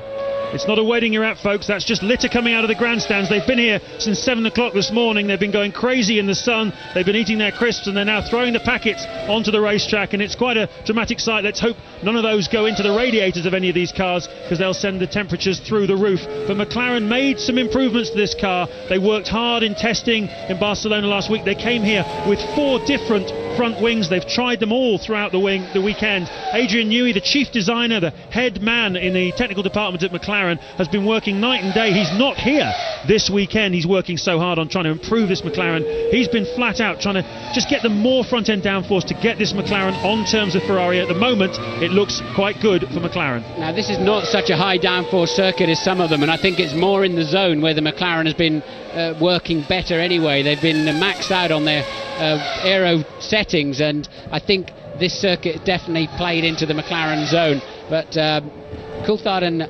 Coulthard and Michael Schumacher have had a few run-ins in the past, but it's normally Coulthard trying to pass Michael rather than the other way around, isn't it? But if Michael wants any chance of winning this race, he needs to leapfrog past the McLaren. Haven't seen any signs yet that he's easily got the speed to do that. Yes, Coulthard fueling it to the finish there. Well over 90 kilos will have gone into that car at the stop. Ralf Schumacher pressing on in 15th place. Just set the fastest lap of the race there, Ralf Schumacher, in a 1:15.693. He's going like a rocket, but it's no good to him because he's 4 laps down. Just trying to prove a point, and that point, I think, is just what Montoya would have been able to do had he not been taken out of this race by Jos Verstappen. The two Jordans running line astern, we haven't seen much of them this afternoon, other than them being passed by other people. They're 3rd and 4th, though. It's playing out for Eddie Jordan. Just celebrated his 53rd birthday a couple of days ago in fantastic style as one of the Benettons comes in, Fisichella. So, but at the moment, Eddie Jordan's 2 cars are running 3rd and 4th, looking reasonably comfortable. Panis is in 5th place. He's on a 2-stopper. The 2 Jordans appear to be on a 1-stopper. They've yet to make their stops, I believe. But well, actually, who's in the pits there for BAR? Just behind that Fisichella, it's Villeneuve again. They've got problems with that car. There's a good scrap. It's a long stop there for Jacques Villeneuve. A good scrap shaping up. Panis in 5th on a different strategy, but much faster than the 2 Jordans, and he's just 6 seconds behind them. One of the Jordans looks like he just came into pit lane, and I can tell you it doesn't look as though the mechanics are ready for him. Yes, it's Frentzen, and I'm looking straight out, and they were not ready, but they've rushed out all of a sudden. Still taking the blankets off the tyres down there at Jordan, so Frentzen then in for what should be his one and only stop of the afternoon, assuming that the rain we can see in the distance doesn't make it to the edge of the racetrack. And there's the man with the starter. That's just in case Frentzen stalls the engine, so that's a precautionary thing. Good stop by the Jordan team. Anything under 11 seconds for a 1-stop fuel load is pretty good around here. Frentzen back into the race, was 4th. He'll have dropped down behind Panis now, so Panis gets back up to 4th place, and but he will rejoin in front of Heidfeld, so Frentzen down into 5th place. Coulthard leading on lap 43 from Michael Schumacher, Trulli, Panis, Frentzen, Heidfeld. Raikkonen still in 7th place, waiting to pick any points up if anybody should drop out. He's only 1 second behind his teammate Heidfeld, having a super race here. The young 21-year-old Finnish rookie. This is only his 27th car race ever, and once again he's really on it. Irvine up into 8th despite having a stop-and-go penalty earlier in the race. Alesi 9th and Fisichella 10th for Benetton. So next man to stop must be Jarno Trulli anytime soon, the current 3rd place man, and we believe he's on his... Yes, he is. Here he is. Trulli then in for his one and only stop from 3rd place. Jarno Trulli, the young Italian driver, he's been very disappointed with his form so far, but he's been running very strongly this weekend. He's beginning to turn it round. Let's watch his stop, see what happens. 22 men working on that car. Pretty routine, it looks to me. Lots of revs, and they can't get the refueler off. Yes, the fuel hose won't come off, and Trulli lost a couple of seconds there. That will have cost him dearly. And the most incredible bolt of lightning, a vertical bolt of lightning, just to the right out of our commentary position over the city of Sao Paulo. So lap 44, Coulthard leading from Schumacher, Panis. Trulli is 4th, Frentzen 5th, and Mick Heidfeld is in 6th place. I can see rain.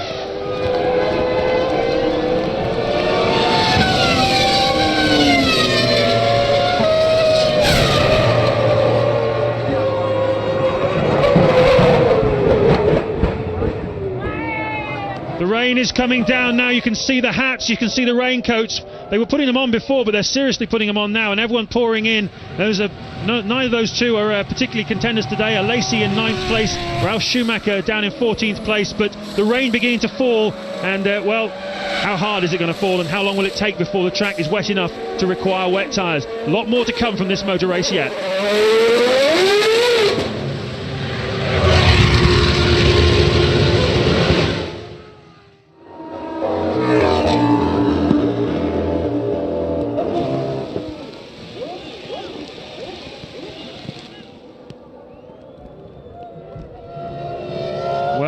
This is a race of dramas. It's a race of changes, a race of evolutions. Coulthard going very slowly. Yeah, and Coulthard really struggling too. And there you're seeing 2 BARs queued up in the pits for wets. And Ferrari are not going to have that problem, and nor are McLaren, because There are, of course, only one of each of those two cars in the race, but all of them just gently tiptoeing back to the pits. That's Frentzen in. He was in 4th place, and they'll have to go to wets, or intermediates really, I'd imagine, is the tyre they'll want to go on to at the moment. Full wets, I would have thought, is too much. And look, Frentzen really not ready to go out there. I think he's saying he got the wrong tyres on there. No, it wasn't him. It was one of the mechanics that tried to stop. He was about to go, and one of the mechanics seemed to tell him to stop, and he was wondering what on earth was going on. Michael Schumacher from 2nd place comes into the pits. No sign yet of David Coulthard coming in to make another stop, so McLaren are toughing it out at the moment, but wet intermediate tyres going on to the Ferrari. I wonder, Coulthard went past. I think Coulthard, yes he did. Coulthard went past, decided not to come in for tyres, and well, that's a brave move. Brave indeed. Brave, foolish. Very, very thin dividing line between the two. I can see the rain now pouring down outside our commentary box window. It's not quite in Malaysia quantities, but look at Coulthard. Now he's being hauled in by the others, and this is a very dramatic development in this Grand Prix. That's going to cost him a Grand Prix today, I think. He's going to lose so much time getting round to the start-finish line that that's going to cost Coulthard the Grand Prix.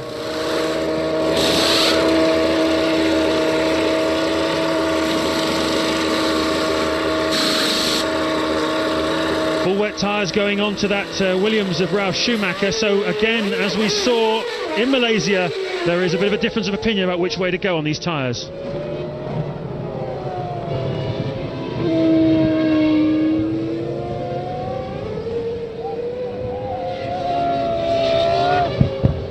That's your race leader, David Coulthard, but it's raining quite hard now here in Brazil, and he's going to have to make a pit stop because he is losing a lot of time.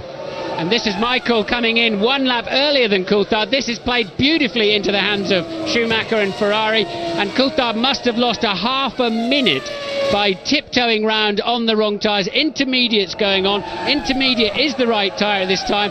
I have no idea why Coulthard waited one more lap to come in. It's going to cost him a Grand Prix. It's cost him something around 20 seconds. He had a 3-second advantage over Michael Schumacher, but of course Schumacher had to pit again anyway for fuel, so now he's got the fuel, he's got the right tyres, and Coulthard stayed out a lap too long, and it's blown it. Now, was it a decision of the teams? Was it a decision of the driver? I looked out of the commentary box window. There was no sign of the mechanics out there when the Ferrari mechanics, the BAR and Jordan guys were all out there. Some teams actually queued the two cars together. We had Trulli sitting behind Frentzen. We had Villeneuve sitting ahead of Panis, who's lost time in all of this. But the man who's lost the most, Michael spun it! Michael Schumacher, has he kept the clutch in? Yes, he has. He's got away with it. He gets away with it so often, Michael Schumacher.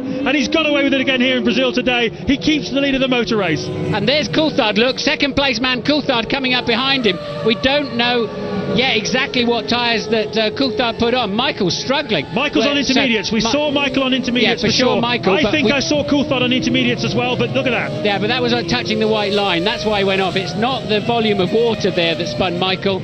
It was the white line. He hooked the rear tyre up on the white line coming out of 4, and Coulthard then should be just behind him. We're just getting word from Ted in the pits that Coulthard is in fact on intermediate tyres as well, so it's even Stevens. They're both using the same tyre.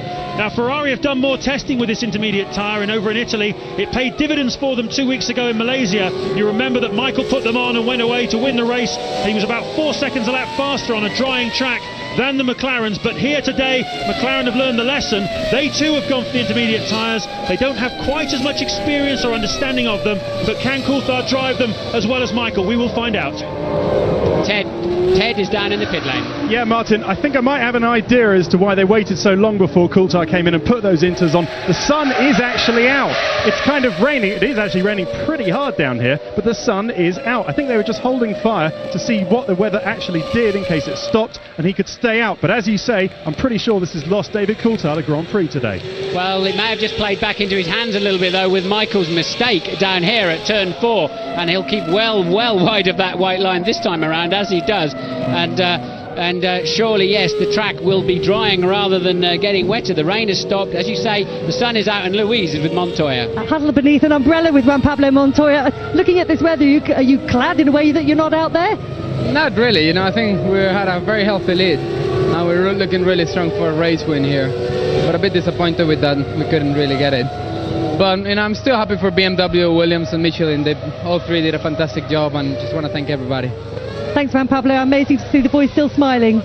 Very American style there, thanking all of your team and your sponsors and your mechanics. That's what they do all of the time over there. But he was calm and collected, wasn't he? I think he'll be very satisfied with a brilliant performance this afternoon, Montoya. Taken out by Verstappen, who had a bit of brain fade. He let Montoya through and then ran into the back of him as he was being lapped. But Coulthard at the moment able to stay in the wake there. And who's that coming through? Somebody making a move on Michael, it looked like, from behind. And it's Coulthard. It's Coulthard coming up the inside of Michael. Mind the back marker, and either side of Marquez they go, either side of the Minardi, and David Coulthard has taken the lead of the Brazilian Grand Prix away from Michael Schumacher. Schumacher made a mistake 2 laps ago. He made an even bigger one on that lap into turn 1. He was outsighted by the back marker, and Coulthard's through. Great driving, just like we saw in the French Grand Prix last year, Martin. He's not afraid to have a go, and he's had a go, and he's passed him. But I tell you what was particularly brave about that, as Coulthard was in the spray of 2 cars, the Ferrari and then the Minardi, and here he comes, and he decides a brave move then to just commit, and luckily the Minardi is having a bit of a moment all of its own, and left space on the inside for Coulthard, didn't turn in on him, and Michael well and truly snookered around the outside. What a great Grand Prix this is turning out to be. It's still raining, although as Ted was saying, the sun is coming out as well, and Michael's staring now at the back of a McLaren Mercedes rear wing, something he hasn't done at all so far in the 2001 Grand Prix season, but he's doing it now, and we've got 22 laps to go, and anything could happen from here. Yeah, some of the cars went out on full wets. We saw the Jordans, for example, going on to the full wets, and we know from Sepang and we know from Ferrari testing that they found no more aquaplaning on these inters than on the full wets, and Coulthard's certainly happy on them, isn't he? And he's picked up already, let's see what he's got. Look at the gap, look at the lead he's got over Michael as at the end of the first lap, after he's passed him, a full 1.5 seconds. I hope David remembers when he was leading the Nürburgring race a couple of years back that so easily when he went off by pushing too hard too early, and Matsakane, that is, just having a bit of a spin. Let's just talk a little bit about intermediate tyres. What do we mean, Martin, by intermediate tyres? They're a lighter rain tyre, aren't they? Yes, they've got more rubber on the track, basically, and smaller, lower grooves, so that they don't clear the water as well, but they give you more grip. And intermediate means it's halfway between a wet and a slick. Yeah, both the Jordans, well, Trulli putting the wets on, Heinz-Harald Frentzen, we believe, putting intermediate tyres on. Of course, Formula 1, everybody follows everybody else in this game, and everyone looked at what Ross Brawn and the 2 Ferrari drivers did in Malaysia 2 weeks ago, putting the intermediate tyres on in the middle of a deluge, and this weekend it looks like some of them have copied, others have gone their own way, and it's very wet out there now. Michael's finding some speed now, James, and Coulthard appearing to be extremely cautious and trying to almost do the karting line, going around the outside. This is a replay, I don't know what of. Looks like the Jordan getting pinched. It's Trulli and Raikkonen. Trulli Yes. and Heidfeld, I beg your pardon, having a scrap there. Trulli and Heidfeld for 4th place. So Trulli taking 4th place off Nick Heidfeld, who was going very strongly once again for the Sauber team. And the track seems to be wetter in some places than others, as we saw a couple of weeks ago in Malaysia. It's not quite the same situation as there, because in Malaysia we had a very wet part of the track and some of it was bone dry. Here it's all wet, but some parts are wetter than others. I tell you, you need some fantastic belief in your car when you're coming along this pit straight here on intermediates with that amount of water on the racetrack. Luckily, at 190 miles an hour, you got a stunning amount of downforce. The car's being pushed onto the racetrack, and it's that part of the racetrack where Coulthard seems much happier. Now, homing in. Oh, and look, Heidfeld there, the Sauber there, getting out of shape all by itself in the middle of the straight. In a straight line, not even trying to turn a corner, and it's absolutely pouring down out there. It really is a lot of water lying, and we're getting towards the territory where intermediates are perhaps not the tyre to have, because as you just said, Martin, they don't disperse the water quite as well as the wet tyre. They don't throw off the huge volume of water you need to get grip on a racetrack like this. But apparently the Bridgestone Inter is a particularly good tyre. It's only a lot of standing water which is going to send that car off the racetrack, but there's plenty out there. So Coulthard leading, 20 laps to go in this race. No one has to make another stop unless the weather conditions change and tyres are required. But in terms of refuelling strategy, we believe everybody now is fueled to go to the finish. There are 20 laps left in this unbelievable 2001 Brazilian Grand Prix. Coulthard leading by 2.5 seconds from Michael Schumacher. Frentzen is in third place, Trulli is fourth, Heidfeld is fifth, and Raikkonen is in sixth place. Irvine has got up to seventh after his stop and go penalty. Lacey is eighth, Panis ninth, and Fisichella 10th. 20 amazing action-packed field laps, we hope, still to come.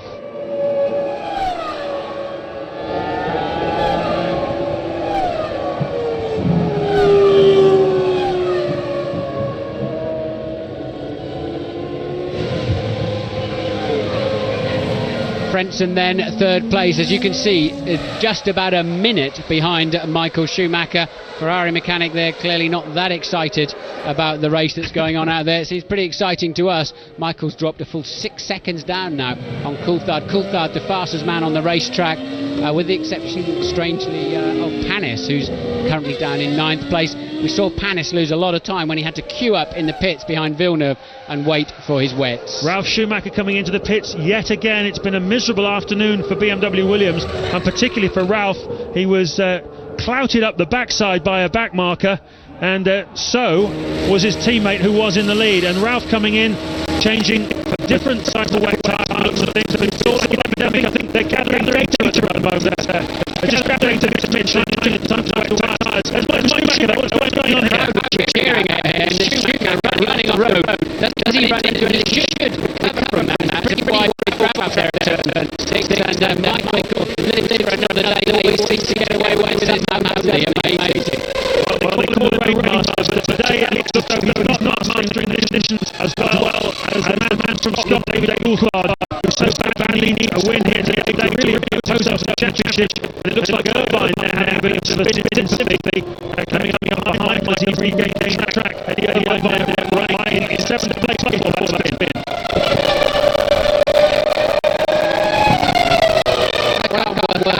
Is raining here, but every time I see the TV picture, there's still be raining on the side of the racetrack. But Coulthard then working very well in his conditions and clearly enjoying what he's needed, but he needs to be super careful. Mike has gone on the road, he's lost several seconds, so Coulthard then can afford to just back off slightly.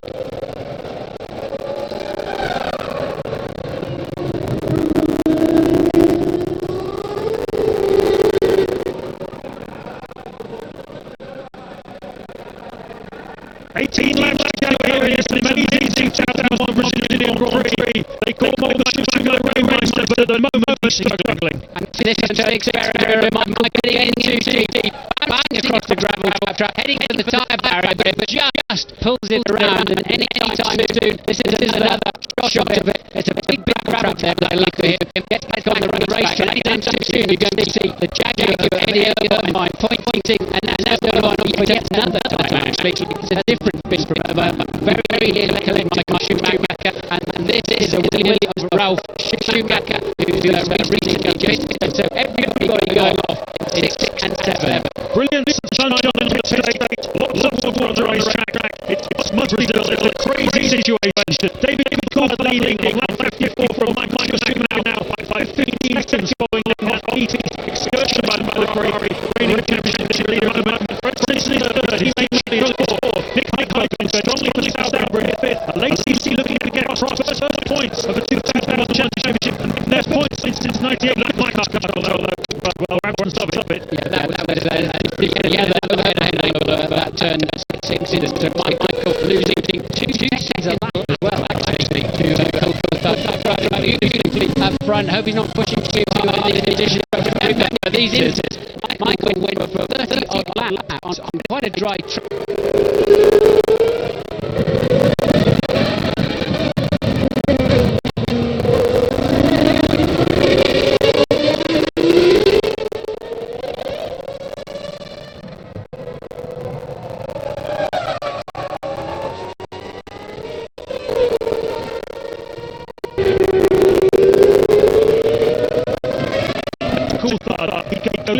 2 in the championship. He had 16 points. Hakkinen, of course, only one championship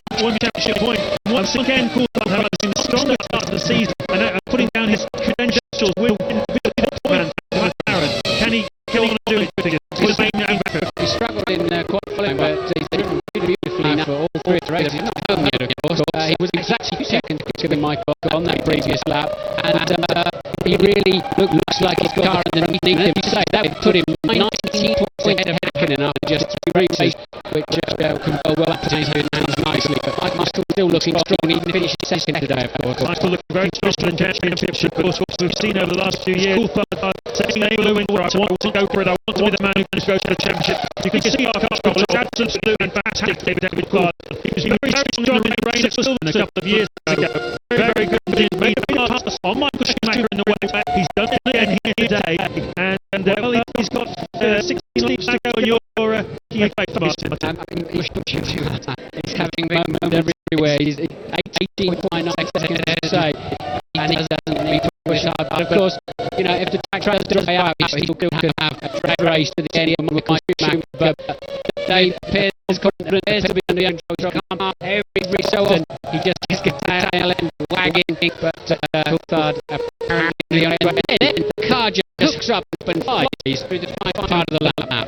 Well, turn 30 last Tuesday, Coulthard, so it's now one of the more mature Grand Prix drivers, although he spent an evening with would certainly test out that. Never won here in Brazil, but has been a front row start here the last 3 years. This year, of course, it wasn't such a pretty story for him. He was down in fifth place, but he looked good in the start, and he's looked very good now in these extra conditions. Matt Zaccani has yet another incident. It's an incident race, particularly for Matt Zaccani. He's been all over the place. Just give me a bit of advice, shoot that car. I wonder if he had an engine failure down the straight, because that's going to give a few headaches if he did, if there's any oil on the racetrack. But Schumacher going that corner, and they appear to have normal levels of grip. Yeah. Schumacher faster on that last lap than David Coulthard, just taking a step back off Scotsman.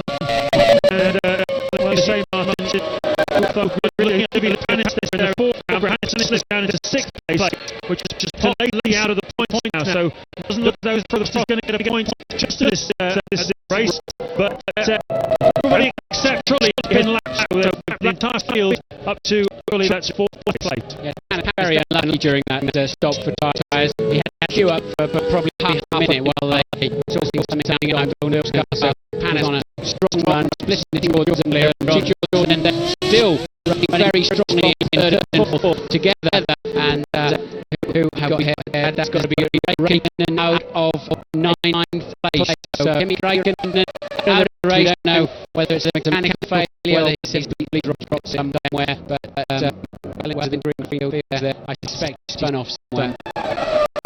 On 10 races now, since he last won a Grand Prix, David Coulthard is going to be the end of that loser streak. And big moment for Raikkonen. That's the problem around here, James. It's just, the racetrack is such a mess. You go off what should be a little grassy line, and then you're heading into a rollover situation. But Raikkonen then lost it in turn 5. Normally a very easy corner, and Michael very late on the race. He's got to get on with it. Of course, he is lapping there. Yes, lapping Hannes. So Hannes down 6th place, lapped by Michael Schumacher, and Schumacher's got to now regroup. Tackle, he's now 16.7 down, so pulling back, as you say, about a second a lap. Yes, he's got 14 laps to do it, making a gap of 16.7 seconds behind. He's made mistakes at the time. Michael Schumacher actually not down in his record books. One of his best races. He's got wave yellow for the various cars scattered around the field here into Lagos, between the lakes. There's been a lake on the race today as well, and some have steered better than others. Certainly David Coulthard at the moment, the man with the credentials to claim to be the run master in Brazil. Who's this then? This is Hannes making a move on Lacey. That was the move to place, which took Hannes there into the points in position. Finished fourth in Australia, he was disqualified. Well, he was given a penalty, which dropped him down to place. So these would be his first championship points of the season. His first championship points coming back to Formula 1 after 1 year sabbatical as McLaren test car.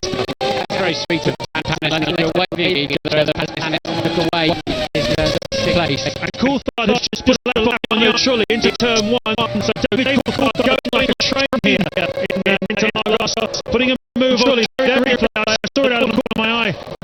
And then sweeping out of that, get right line there's plenty of grip of the other. See, look at that McLaren bouncing around on quite distantly for whatever reason.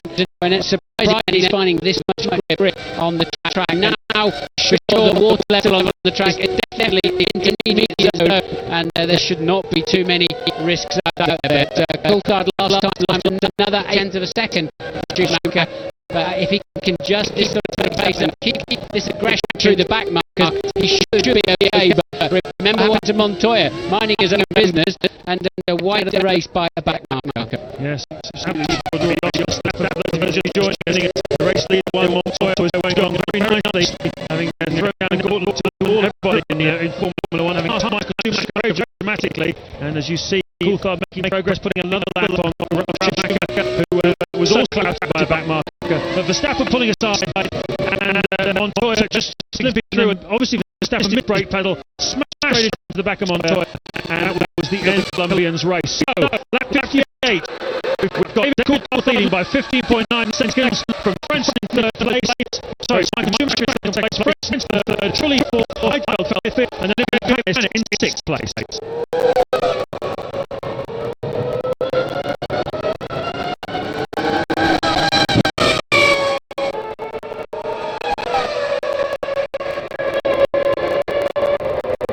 Just to me, Martin, so there it is with this race starting to dry out now. Yeah, I don't see a problem. I think these Indians will. There's enough water sort of offline where they go and cool the tyres down. I don't see them in the 12 laps even beginning to consider slick, because it cost 28 seconds to drop in and pick them up, and wrap of the racetrack having a reasonable up. And his last quarter having lost 4 laps, and that's again in turn 5. That's where Raikkonen went off. Yeah. But he didn't quite go so high up the bank. Who's still left in this moment race? Well, as we said before, everyone up third place now. Trulli just went to left down to Coulthard. So it's just Coulthard, Schumacher, Michael Schumacher, and French on the lead lap. And then it's Trulli in 4th, Heidfeld, and Hasek, Lacey 7th, 50 Keller. A better run for Benetton, but it's a lot to do with people dropping out in front of him rather than having said that, take nothing away from him. He's driving well, and he's going steadily in 8th place. Villeneuve is 9. Mark Webber says for European Minardi, that'll be a big finish for them if they can get into the top 10 in 10th place. Ahead Raikkonen after Finn had a spin, Max Carney in 12th place, and Ralf Schumacher yet another spin. There he is on the racetrack. He lost the 55 man, 5 down in 30th place. And look, cars very much stranded on racing line. I wonder if we see another incident now that plays into Michael Schumacher's hands. If they have to bring the safety car out, they've got to forward drive, and they should drag that just about into the safe zone. That's a very dangerous position for Ralf Schumacher's car. Well, already, of course, Raikkonen went off there too. Clearly a difficult area on the racetrack. I remember in Japan when it's already gone off, I managed to run into the marshals as they were fixing the problem.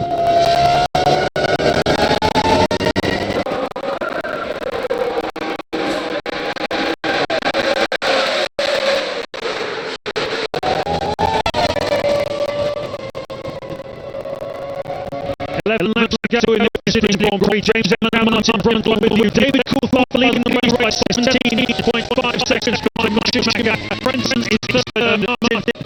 And it's yes, now going off with exactly the same pace as Raikkonen a couple of laps earlier. Stalls the car, slides back onto the racetrack. They can't appear to move it out of the way too quickly. Working under wave yellow at the moment to say marshals on the racetrack. They had a four-wheel drive to it and a tow rope. I suspect she should clear it without the need for a safety car, but it's in a very difficult position. We've seen Kimi Raikkonen in the Sauber having a spin there. Obviously, there's something that might have gone down there. There's a lot of water just on the racing line. It's a dangerous place, but it looks like fingers crossed it may well be. It's Coulthard, you can see him backing right as he goes through the danger zone. His way better back. It looks like Ralf car has been taken away by Coulthard now. 19.4 seconds clear of Michael Schumacher, who has had this race himself. It's been all over the place here in Brazil. Montoya has led, Michael has led, DCC, David Coulthard led as well. And at the moment he's got people on his pit board, and he's got 10 laps to go to try and make his first race win 10 Grand Prix. It's first 2001 season, and a win would certainly put him very strongly up there in the championship. Yes, Michael appearing now to slow down quite a lot. I don't know why, we've seen him for a while on TV screen, but there he is now, just off cue. Michael, no apparent problems, but just backing out of it. He's starting to home in on Coulthard at 8/10, 1 second per lap. Got the gap down to 15.7, but Coulthard picked up his pace and started laying Mike now 19.4 behind last time around. Yes, it's not really been Michael Schumacher's afternoon here today. He's acknowledged as being the king of that work that they call it Rainmaster, but he's made 2 mistakes here today in the way, and it's given the opportunity to David Coulthard. We thought Coulthard had blown it, he did an extra lap. As the rain started to fall, he dived into the pits, but Coulthard did that one extra lap, he lost about 25 seconds. The race seemed to have gone away from him, but then Mike made 2 mistakes, and all of a sudden Coulthard was back in the hunt, and into turn 1, they've just gone through now. Coulthard made a move on Michael, in the side of the back marker. It was pure drama, pure theatre, and it's given him the lead of the race. Well, they'll not need to have his clicks. I'm sure any time soon would be faster. Michael struggling there to lap the Jordan and could not make down the straight to get past Jordan, which is surprising, and he's not going to yield either. Well, he is being lapped at this stage. And now he yields. No, he doesn't. No, he's going to go to the wet track. One of the Jordans we know to be on full wet, but Michael just does not appear to have a speed leading up. Truly, and he's the one who belongs to the same medium tyres as Michael is. That's stepping fully down. He already was a lap down in 5th place. So Coulthard and Michael Schumacher for a French is 70 seconds behind those two. So anybody, he only needs to count in this race. Heidfeld fell 4th, going very strong for Sauber, and 5th place. Truly seen him there having fun. Michael Panis still at the latest, at 8th, having a better day for Benetton. There'll be some smiles for that. And Coulthard moving on to the west down the straight, then to start to close those in. Now out there in the zone where they really should be on slip, but it'll cost them 28 seconds to drop in. It just is not worth it. What they've got to do now is try to maintain those immediate tyres. It'll be a soft rubber, and with the groove in them, generate a lot more surface temperature, and both anybody out there on the ins will be doing exactly the same. Yes, these are the immediate tyres. Got a lot of test testing. Of course, we should remember, Martin, both David Coulthard and Michael Schumacher on the same Bridgestone tyre, so there's no tyre war going on in Moscow here. Both of all the top 6 are all using the Bridgestone tyre. Now, I know from talking to the Ferrari people that they did a lot of work on these tyres in Italy in testing the facility at their test track to complete such a kit with hoses and splint and that kind of thing, and they can do whatever they want. And they found on a dropping track these immediate tyres will go on and on and on. We've got just 8 laps left race. We should be okay, even if the dry line begins to flick here. But as we just saw there, David Coulthard taking the opportunity to chill them down those tyres, to get onto the wet part of the track, give them a bit of what they like, which is water, and just preserve them a little bit more. Yes, 22.99 seconds for lead last time around, and we haven't seen a midsection time yet from Schumacher on this current lap, lower than 27.5, and well, I think he's going to be screwing away now from Michael Schumacher. Schumacher got any kind of problem. And Schumacher said second place is good. I mean, it's not really his kind of language, but it may be that's what he's done today, given the circumstances. We've got just 7 laps Grand Prix left. But Martin, let's just talk briefly about some of the other people we haven't really mentioned so much today. The turning point scorers, if things finish the way they are. Heinz Frentzen, once again, he's been a point scorer in both of the first 2 races so far this year, and he's going very, very slowly in both his 5th in Australia and 4th in Malaysia. So once again, George Lord quite strong because Jonas Ullrich is in 5th place at the moment, so that'll be 2 more points for him. Nick Just saying that, Frentzen tops the road. Mechanical failure then for Frentzen on 3rd place, and that puts Heidfeld, who's passed through lead, not seen on the cameras, but Heidfeld was into 4th, now will be 3rd, because truly is on those full wet and lapping very, very slowly. So all of a sudden, from being a dead 3rd and 4th there for the Jordan team, beginning to fall apart. Just goes to show you, I never really talk about points playing positions before the race finishes. Heinz Frentzen from 3rd, then being out a bit of blow for him, building up to 3rd, 4th, and Heidfeld on a podium position with Sauber, but could you believe? Ted Kravitz, what can you tell us? James, it's a fantastic atmosphere down here at McLaren. I'm surprised you're allowed to pit at all. When you're whenever you're in the comment box, DC has a race. But anyway, there are a lot of other confident faces here. Coulthard's got such a great opportunity to take my fight to Schumacher Championship. They're all willing him down there in the McLaren. I'll bet they are. He's down through turn 3. He's dropped his pace slightly, but still 22.8 seconds. This is Lee. We haven't seen much information on our screen. We've lost a lot of electric in the commentary box. Apologies once again for any sound or vision loss we had earlier on in the Grand Prix. Afraid a lot of electrical problems here at the Interlagos circuit, but no problems so far for David. Well, David Coulthard looking as though he might just shape for his 11th career Grand Prix victory. The man who, certainly the last 2 or 3 years, is the shadows of Mika Häkkinen at the McLaren team. Häkkinen has out-qualified him every race so far this year. Coulthard has raced very strongly in both of the opening 2 Grand Prix, as he has again today, and he seems to be the man who's taking the fight now to Ferrari. He's got 21 seconds over Schumacher. This is a fight for 6th place between Jean Alesi and Fisichella in the Benetton, and it was 0.2 of a second last time around, and that's about exactly what it looks now. So don't know exactly which tyres they're on. I'll try and have a look. Alesi looks like he's on the full wet to me. Didn't get much of a look at the Benetton tucked up behind, but Jean Alesi there, I'm sure the Benetton is on the intermediate, so that'll be a good one round the outside, and Jean should have the line into the next corner, but too much traction there. Benetton move into a point scoring position. Who would have thought it after the terrible time they've had so far this weekend? Both Fisichella and Jenson Button, his teammate, have struggled to even break into the top 17, let alone the point scoring top 6 positions, and there'll be some disappointment also at Prost, as we see again just the way that Alesi just ran a little bit wide, and Fisichella was able to nab that 6th place from him. Yeah, Fisichella I'm sure will be on the intermediates there, because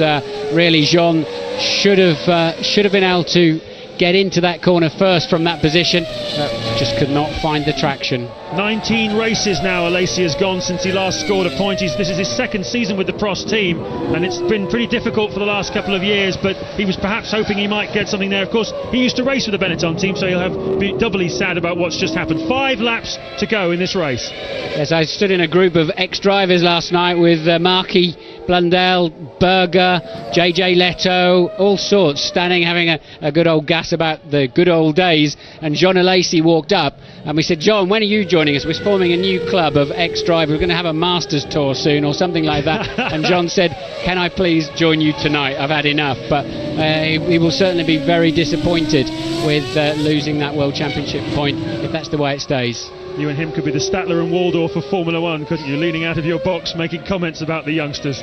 So this is the scrap on the track, though, between Panis and Trulli, and this is the battle for 4th place. 3 World Championship points at stake here if you can come 4th. Only 2 points available for the 5th place man. Nothing in it between them. Panis looking strong. Yeah, Panis then... let's see if we can see his. I've got such a poor picture up here in the commentary box. I just cannot begin to see what tyres they're on. It's just all fuzzy from where we're sitting. I hope it's better for you at home, but at the moment the Jordan has the upper hand. Trulli then 4th place man Panis, and we know Panis has got a lot of straight line speed. He popped past a Jordan earlier on, 2 Jordans early on in the race, exactly like that, down into turn 1, more straight line speed and a huge amount more confidence under braking. Panis then up into the same 4th place that he finished in Melbourne before they took it away from him for passing under the yellows. No yellow flags waving there, and look at the straight line speed advantage. Remember, these 2 cars have exactly the same engine, and if Eddie Jordan thought he was having a bad day losing Frentzen, having a BAR Honda breeze past his car will not please him at all. David Coulthard, though, now just 4 laps away from victory, and we've hardly seen the man who's going to claim the final podium position if things stay the same. His name is Nick Heidfeld. He's 23 years old. He comes, like Heinz-Harald Frentzen, from Mönchengladbach in Germany. He was having a terrible time at Prost last year, really got his head down. He's a protege of the Mercedes and McLaren team. They farmed him out to Prost, and now they've farmed him out to Sauber, and he's running in 3rd place in this race for the Sauber team, and he's had a terrific start to this 2001 championship. 4th place in Australia, They've got very, very little experience at this racetrack, Sauber. They've come here with one driver, Heidfeld, who's got 1 year's experience, and another driver, Raikkonen, who's never been here before. In fact, has only ever done 2 Grand Prix in his life. So they've done very well to get the setup right on that car, and Heidfeld looking very strong for a podium finish as we look at Michael Schumacher passing the back marker, and that is the European Minardi of Tarso Marquez. It's a great thing about Formula One, it's so unpredictable. I mean, Michael just totally dominated those first 2 races, and here we see Heidfeld ducking up the inside of the Minardi. I think that's just a simple replay, nothing dramatic going on there, and a good overhead shot there of Coulthard gently feeding the nose of that McLaren into turn 10 before heading down through Megolo. So Martin, let me ask you, we've seen an awful lot of interesting performances today. Who's your man of the match? Who's your drive of the day? What have you liked? This is the third supremely mature drive of David Coulthard, but my man of the day has got to be Montoya, I think. His third ever Grand Prix. He led it with a lot of confidence and supreme driving, and he was on a one-stopper, so I'd give it to Montoya today. But this is a great run from David Coulthard. So Montoya, the man of the match. Coulthard looking as though he's going to be the winner of the race, and this man is going to be the hero of Switzerland. Nick Heidfeld for the Swiss Sauber team, powered of course by the Ferrari engine which won last year's World Championship. It's now a customer unit sold to Sauber and to the Prost team, and Sauber is certainly making great use of it. It's only 1 step behind the engine in Michael Schumacher's car, and it's giving them a lot of power. They've got a good chassis. Heidfeld doing a terrific job. Coulthard just a lap and a half away from victory. Yep, 2 including this one, as you say, and I tell you what hurts at the end of these races. I mean, Coulthard, I know, is wearing a neck strap. The rain would have taken away a lot of the pain around this track with the less grip. But what hurts at the end of these races, where the track is so wet and you're hanging on even in a straight line, are your jaws and your teeth. You clench your teeth so hard just trying to wait for the next time the car gets out of shape at 150 miles an hour or so. And but Coulthard happily on his way towards the end of the penultimate lap. So we've hardly had time to draw breath since this race started about an hour and a half ago. It's been incident packed. Rubens Barrichello's car failed on the formation lap. He ran back, got into the spare, and then had a huge accident which put him out of the race. We've had safety cars. We've had Juan Montoya leading this race for well over 20 laps before he went to make a routine pass on a back marker who let him through, and then he went and drove straight up the back of him, taking Montoya out of the race. Michael Schumacher took the lead. Then we had rain. Michael looked as though he was in a very strong position. Coulthard didn't make the early stop for the wet tyres. It looked like it had cost him the race win, but then Michael made 2 very big mistakes on a wet track. Coulthard dived past him into turn 1 to take the lead. It's been a feisty, fighting drive from the young man from Twineholme in Scotland. He's got about 1.5 miles to 2 miles left to go. He comes into Ferradura corner for the last time. And that's the right-hander, 115 miles an hour, third gear. All the thoughts now will be going through his head about his 11th Grand Prix victory, his first for 10 races.